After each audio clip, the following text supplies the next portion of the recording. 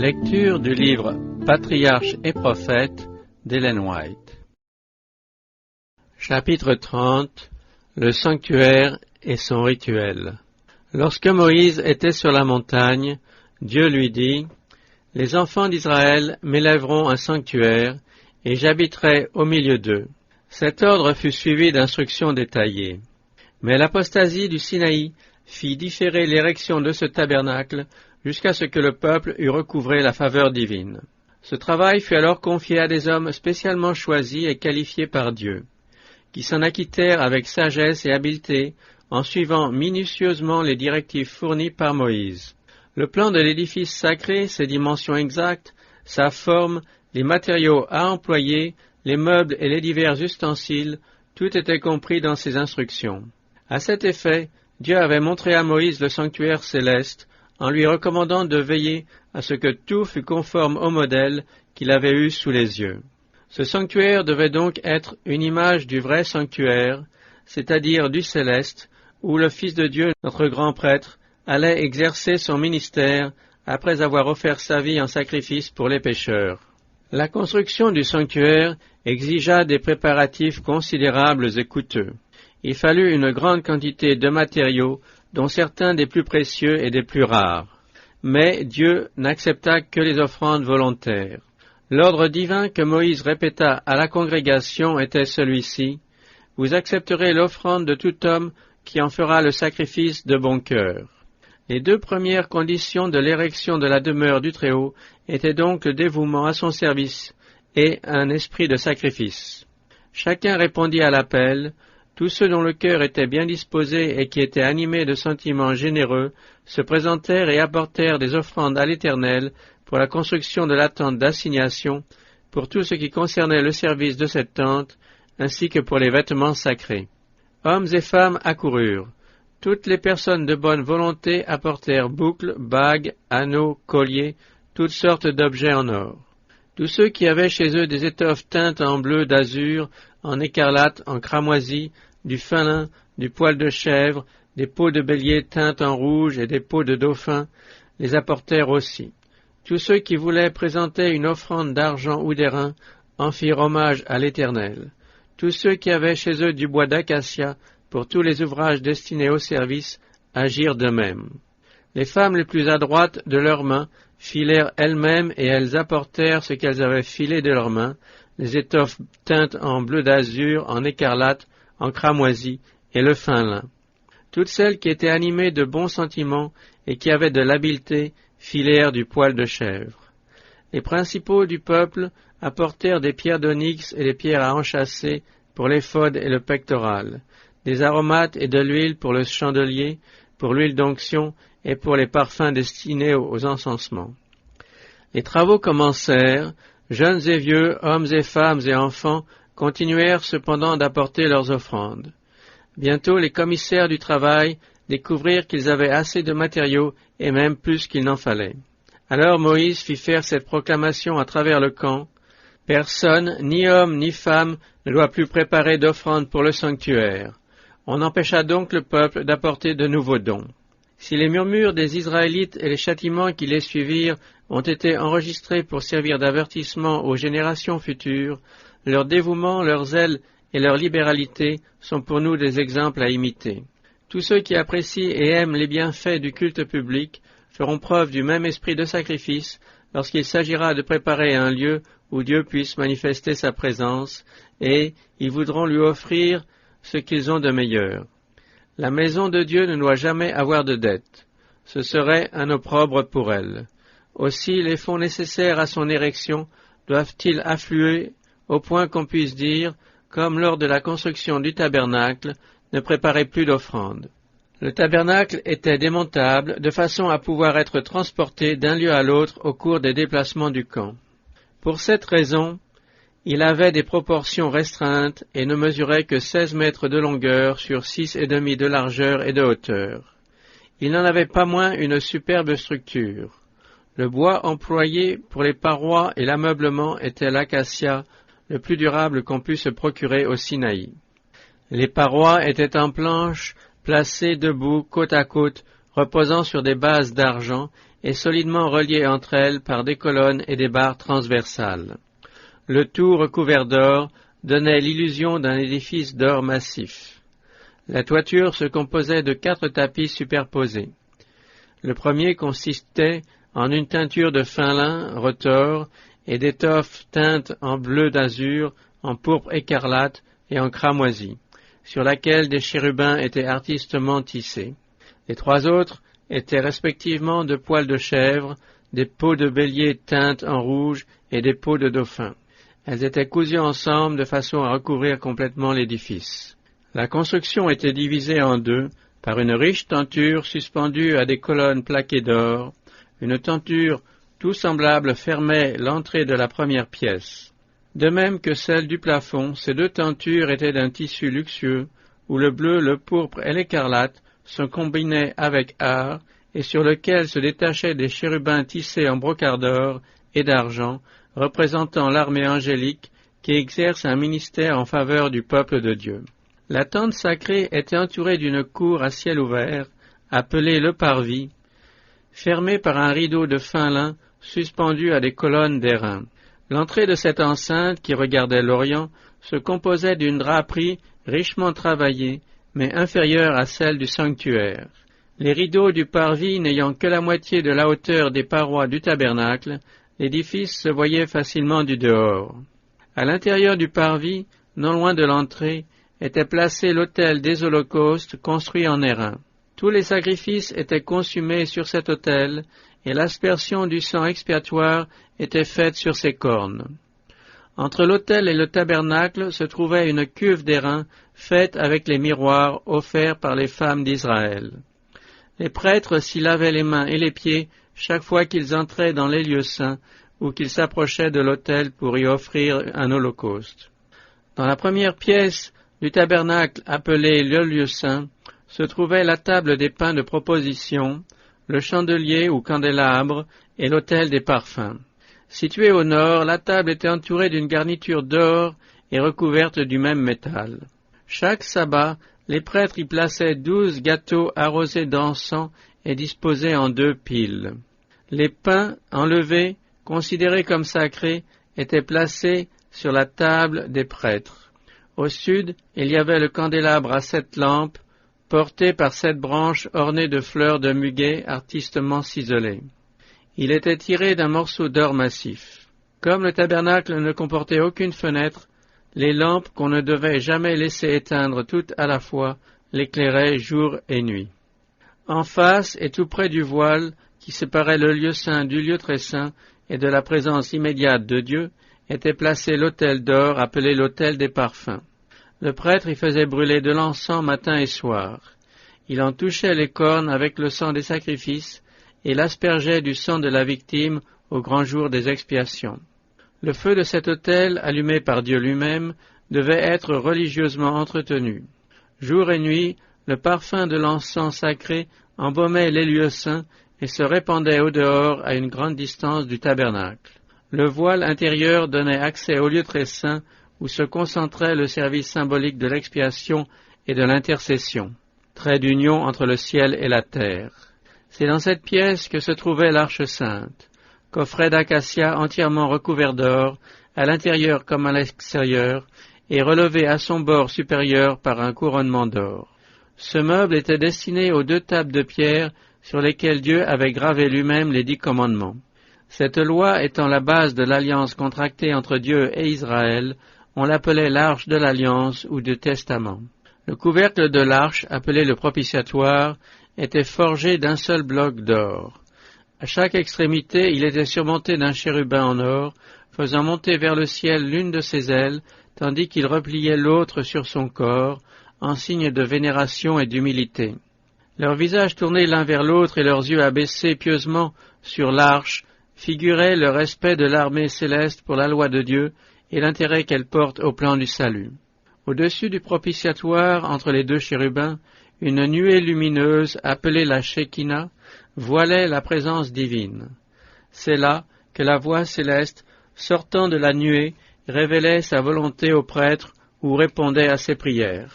Un rayon de lumière illuminant l'ange de la droite indiquait l'approbation ou l'acceptation, tandis qu'une ombre ou un nuage recouvrant l'ange de la gauche annonçait la désapprobation ou le refus. Si la loi de Dieu renfermée dans l'arche constituait la grande règle de la justice et proclamait la mort du violateur, le propitiatoire qui la recouvrait et où Dieu révélait sa présence promettait le pardon aux pécheurs repentants qui acceptaient le sacrifice expiatoire. C'est ainsi que la rédemption par le Fils de Dieu était révélée par le symbolisme du sanctuaire, où la bonté et la vérité se sont rencontrées, la justice et la paix se sont embrassées. La gloire du sanctuaire, vue de l'intérieur, défiait toute description. Les parois d'or réfléchissant en tous sens les feux du candélabre, les vives couleurs des tentures brodées d'anges scintillants, les ors éclatants de la table et de l'autel de l'encens, et au-delà du second voile l'arche sainte, ces mystiques chérubins séparés par leur redoutable Shekinah, manifestation visible de la présence de l'Éternel, tout cela n'était qu'un faible reflet de la magnificence incomparable du temple céleste, et qui est le grand centre de l'œuvre de la rédemption. La construction du tabernacle dura environ 6 mois.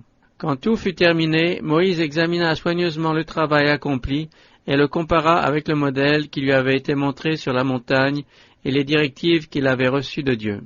Et il vit qu'il l'avait exécuté conformément aux ordres de l'Éternel, alors Moïse les bénit.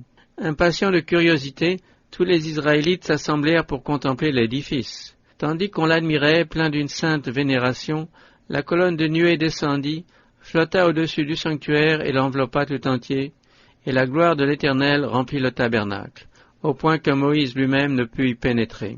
Profondément émus, les Israélites avaient la preuve que l'ouvrage de leurs mains était agréé. Mais bientôt, la joie qui gonflait tous les cœurs éclata en larmes de reconnaissance et en prières, où chacun demandait silencieusement à Dieu de demeurer avec son peuple. Par ordre du Seigneur, la tribu de Lévi fut mise à part pour assurer les services du sanctuaire. Cette tribu remplaça ainsi le père de famille qui avait servi de prêtre dans les tout premiers temps, ainsi que le fils aîné qui lui avait été substitué depuis le temps d'Abraham. Dès ce moment, Dieu accorda cet honneur à la tribu de Lévi, en récompense de sa fidélité, comme aussi de son courage et de son zèle lors de l'affaire du veau d'or au Sinaï. Le sacerdoce fut réservé à la famille d'Aaron.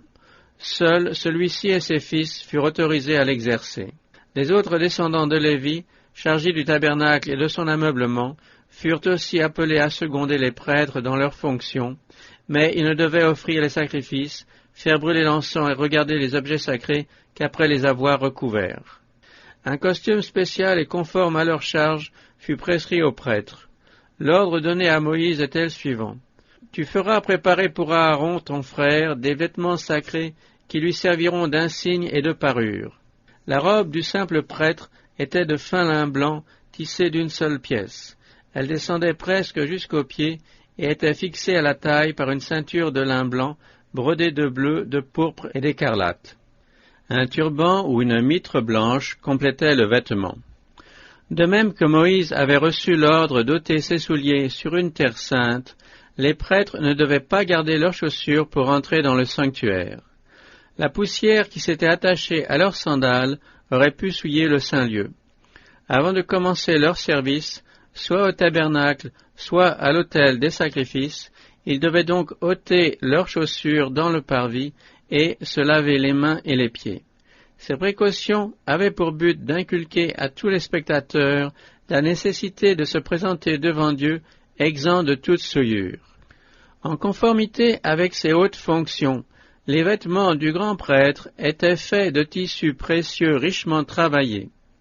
En plus de sa robe de fin lin, le prêtre ordinaire portait un vêtement bleu d'azur, tissé également d'une seule pièce, qui se terminait par une garniture de clochettes d'or, alternant avec une imitation de grenade en bleu, pourpre et écarlate. Par-dessus venait l'éphod, un gilet, or, bleu, pourpre, écarlate et de fin lin, attaché à la taille par une ceinture magnifiquement ouvragée aux mêmes couleurs. L'éphod, qui était exempt de manches, portait des épaulettes brodées d'or sur lesquelles étaient enchâssées 2 pierres d'onyx où l'on avait gravé les noms des 12 tribus d'Israël. Par-dessus l'éphod, pour finir, se plaçait le pectoral, le plus sacré des ornements sacerdotaux. D'un empan en carré, suspendu par des cordons bleus attachés à des boucles d'or partant des épaules, il était bordé de pierres précieuses correspondant à celles qui constituent les fondements de la cité de Dieu, et garni sur 4 rangées de 12 pierres précieuses sur lesquelles étaient gravés, comme sur les gemmes des épaulettes, les noms des 12 tribus.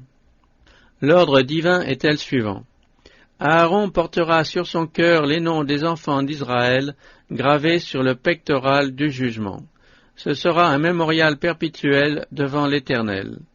C'est ainsi que Jésus-Christ, notre grand prêtre, porte sur son cœur le nom de toute âme contrite et croyante, en faveur de laquelle il présente son sang devant le Père.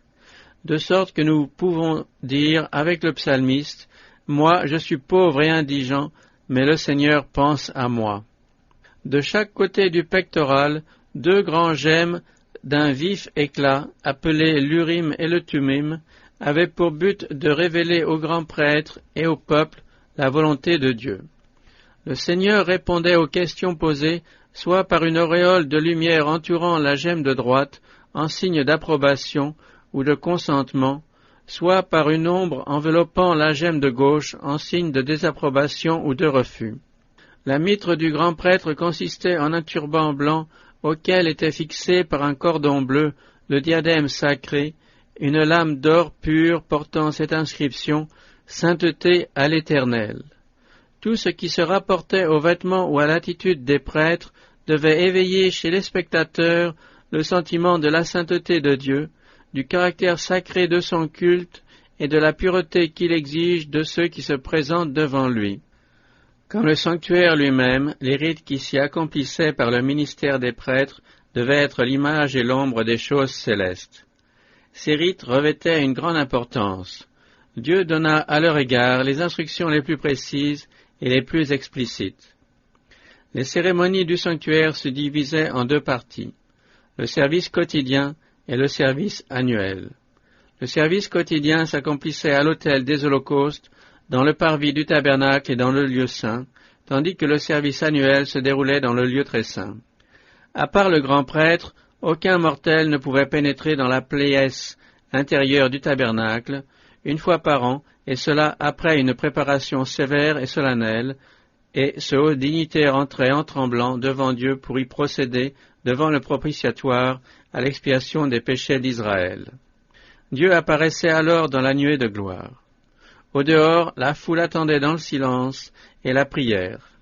Lorsque le séjour du grand prêtre dans le lieu très saint se prolongeait au-delà du temps accoutumé, l'effroi s'emparait du peuple qui se demandait si, à cause de ses péchés ou de ceux du prêtre, celui-ci n'avait pas été terrassé par la gloire de Dieu. Le service quotidien se composait de l'holocauste du matin et du soir, de l'offrande de l'encens sur l'autel d'or, ainsi que des sacrifices offerts par des particuliers pour des péchés personnels. Il y avait également un rituel pour les sabbats, les nouvelles lunes et les fêtes annuelles. Chaque matin et chaque soir, on offrait sur l'autel un agneau d'1 an et des gâteaux pour signifier la consécration quotidienne de la nation à l'Éternel, comme pour réclamer le bénéfice du sang expiatoire du Rédempteur promis. Dieu ayant expressément recommandé que chaque offrande fût sans défaut, toutes les bêtes des sacrifices devaient être examinées par les prêtres, qui refusaient celles qui avaient une tare quelconque. Seule une offrande sans défaut pouvait servir de symbole à la pureté parfaite de l'agneau sans défaut et sans tache qui allait venir. Les sacrifices étaient également une figure de la perfection morale à laquelle doivent aspirer et parvenir les enfants de Dieu. L'apôtre Paul y fait allusion dans cette parole « Je vous exhorte donc, frères, par les compassions de Dieu, à offrir vos corps en sacrifice vivant, saint, agréable à Dieu, ce qui est votre culte raisonnable. » De même, en nous consacrant au Seigneur, nous devons nous efforcer de rendre aussi parfaite que possible l'offrande que nous lui présentons. Dieu n'agrée rien de moins que ce que nous pouvons lui apporter de meilleur. Ceux qui l'aiment de tout leur cœur désireront lui offrir leur plus belle force, et cela en mettant toutes leurs facultés en harmonie avec les lois divines. C'était lors de l'offrande quotidienne de l'encens que le prêtre s'approchait le plus près de Dieu.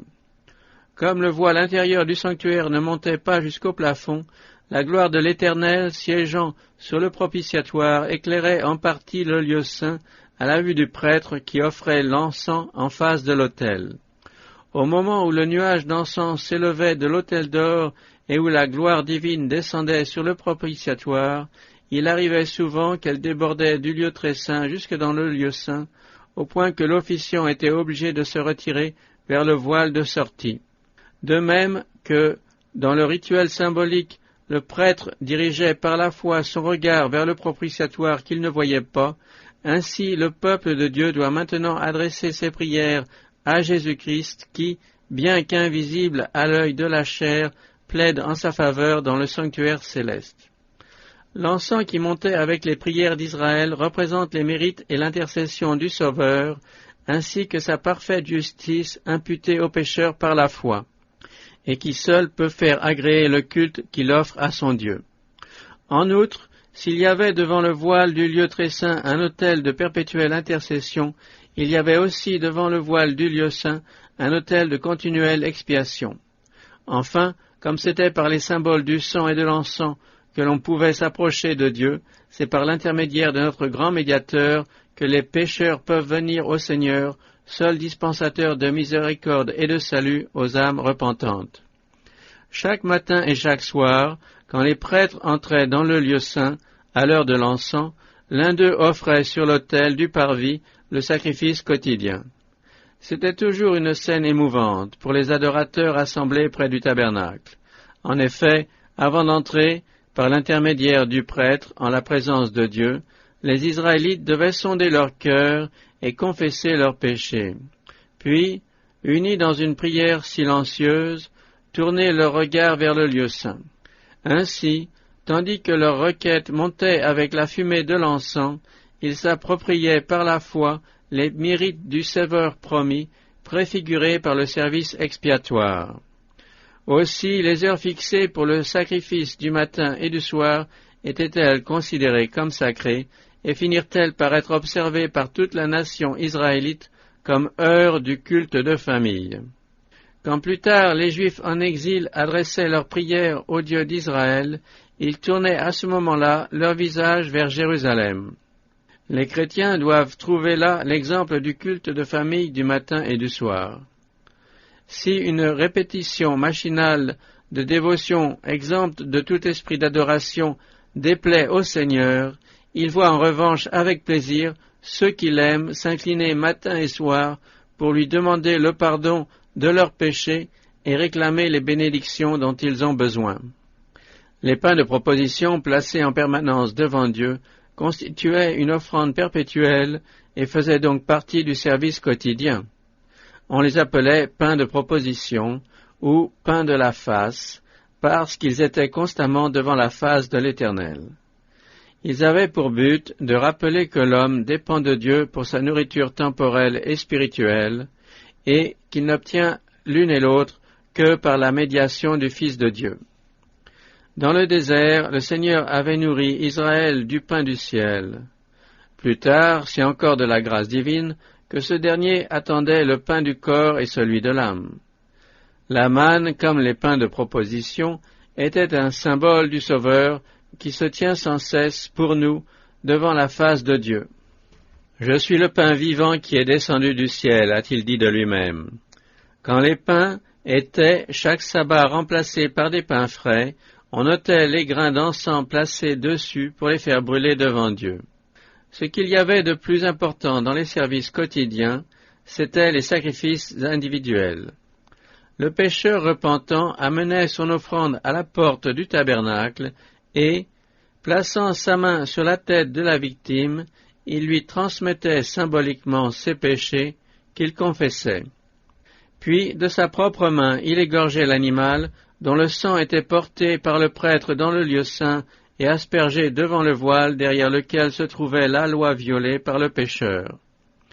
Par cette cérémonie, le péché était, par l'intermédiaire du sang transféré au sanctuaire. Dans les cas où le sang n'était pas porté au lieu saint, les prêtres consommaient la chair de la victime selon le commandement de Moïse. C'est une chose très sainte, afin que vous portiez l'iniquité de l'assemblée et que vous fassiez pour elle l'expiation devant l'Éternel. Ces deux rites figuraient le transfert des péchés au sanctuaire. Tel était le rituel, jour après jour, d'un bout de l'année à l'autre. Aussi le sanctuaire, souillé peu à peu par les péchés d'Israël qui s'y accumulaient, devait-il être purifié par des cérémonies spéciales.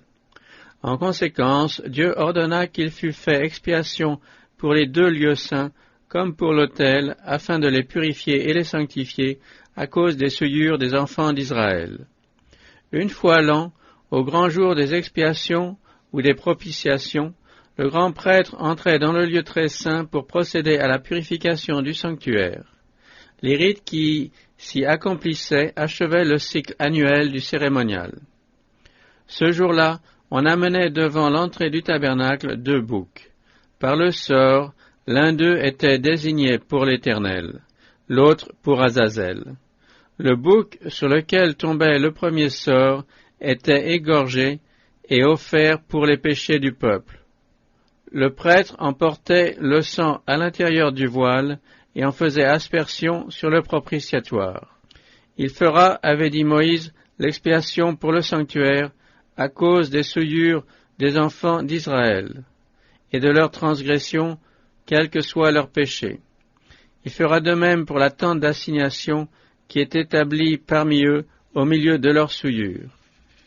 Les instructions données à Moïse disaient, lorsqu'il aura achevé de faire l'expiation pour le sanctuaire, Aaron fera approcher le bouc vivant, il posera ses deux mains sur la tête du bouc vivant, et confessera sur lui toutes les iniquités des enfants d'Israël et toutes leurs transgressions, quel que soit leur péché.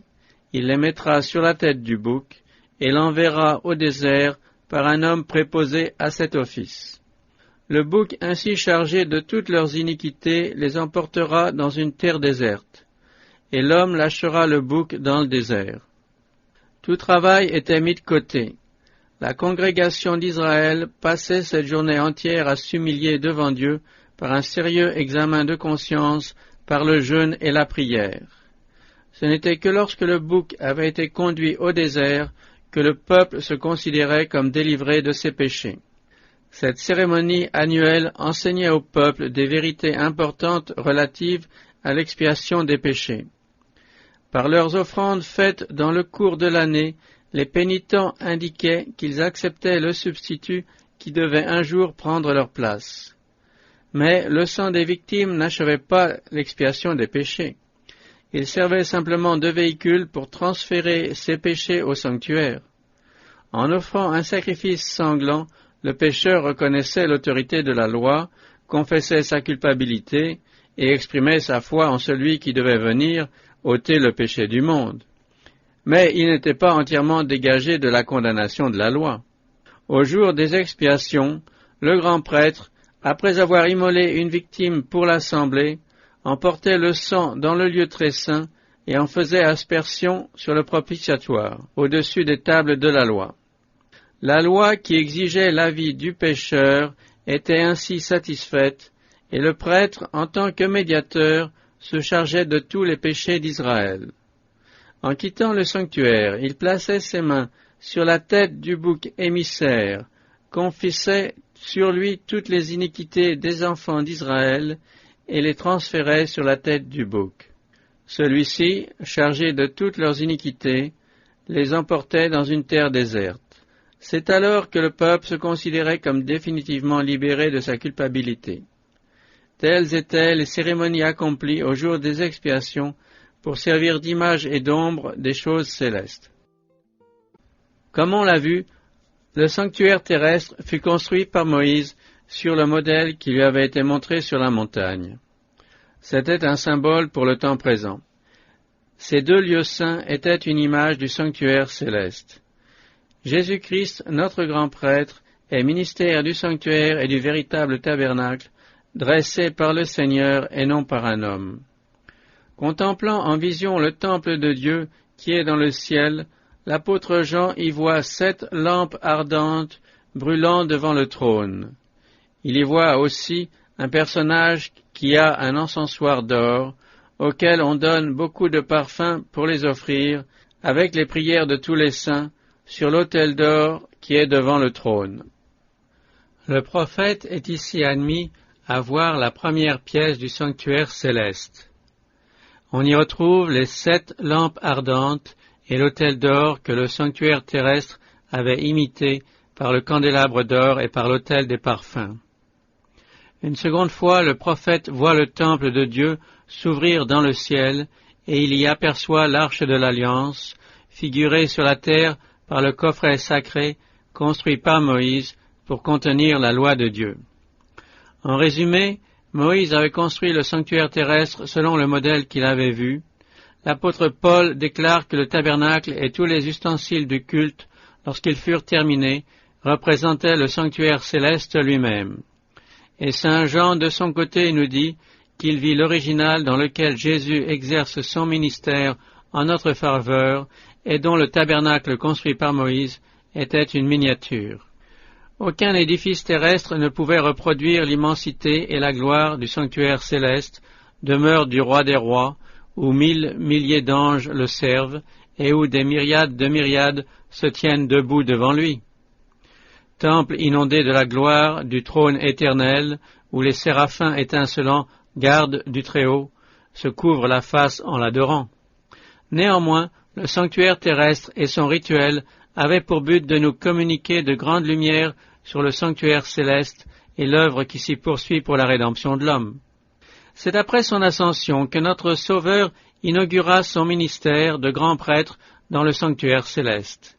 Jésus-Christ, écrit saint Paul, n'est pas entré dans un sanctuaire fait de main d'homme, imitation du vrai sanctuaire, mais il est entré dans le ciel même, afin de comparaître maintenant pour nous devant la face de Dieu.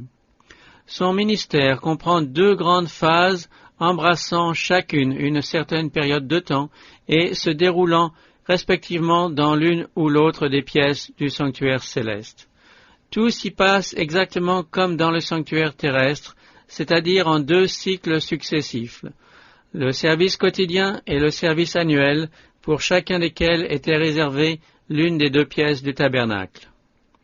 À son ascension, Jésus regagna le ciel pour y plaider en la présence de Dieu les mérites de son sang en faveur des croyants, tout comme l'avaient fait les prêtres au tabernacle mosaïque, lorsque dans le lieu saint ils faisaient aspersion du sang des sacrifices en faveur des pécheurs. Mais le sang du Sauveur, tout en libérant de la condamnation le pécheur repentant, n'anéantit pas le péché. Celui-ci demeure sur les registres du sanctuaire jusqu'à l'expiation finale. C'est ce que montrait la dispensation mosaïque, où le sang des sacrifices justifiait le pécheur, tandis que le péché lui-même subsistait dans le sanctuaire jusqu'au jour des expiations. Au grand jour des récompenses finales, les morts seront jugés selon leurs œuvres, d'après ce qui est écrit dans ces livres. Cela fait, en vertu du sang expiatoire du Fils de Dieu, les péchés de tous les croyants seront effacés des dossiers du sanctuaire. Ce sera la purification de celui-ci par l'élimination des sombres annales du péché. Sur la terre, cette liquidation solennelle, l'expiation définitive et l'effacement des péchés étaient figurés par le cérémonial du grand jour des expiations ou de la purification du sanctuaire. Ce cérémonial constituait, en vertu du sang de la victime, à éliminer définitivement du sanctuaire tous les péchés qui s'y étaient accumulés et à les emporter au désert. Ainsi, au jour du jugement, les péchés de tous les vrais pénitents seront effacés des livres célestes pour ne plus revenir à la mémoire. Satan est l'auteur du mal et l'instigateur de tous les péchés qui ont causé la mort du Fils de Dieu. Et la justice exige qu'il subisse la peine capitale. L'œuvre du Sauveur en vue de la rédemption de l'homme ne sera donc complète que par la purification des impuretés qui souillent le sanctuaire céleste. Cela se produira lorsqu'ils seront placés sur la tête de Satan pour qu'il en subisse la pénalité finale, de même que cela se faisait dans le service rituel, où le cycle annuel se terminait par la purification du sanctuaire et la transmission des péchés sur la tête du bouc émissaire. On voit par là que les cérémonies du tabernacle, comme celles du temple qui le remplaça, inculquaient jour après jour aux enfants d'Israël les grandes vérités se rattachant à la mort et au ministère de Jésus-Christ. Une fois l'an, tous les esprits se portaient sur le dénouement du grand conflit entre le Fils de Dieu et Lucifer, la purification totale et définitive de l'univers par la disparition éternelle du péché et des pécheurs.